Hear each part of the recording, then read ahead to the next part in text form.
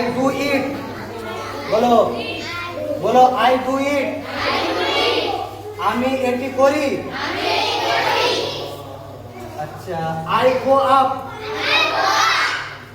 আমি উপরে যাই। হি ইজ আপ, সে হয় তিনি হন বা উপরে, সে হয় তিনি, হ্যাঁ উপরে, হ্যাঁ। দিস ইজ অ্যান ওক্স, এই হয় একটি ষাঁড়।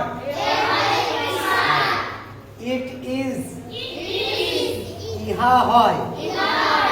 এবার মধ্যে লাগাতে হবে ইহা একটি হয়, তবে পুরো বাক্যটা উচ্চারণ হবে।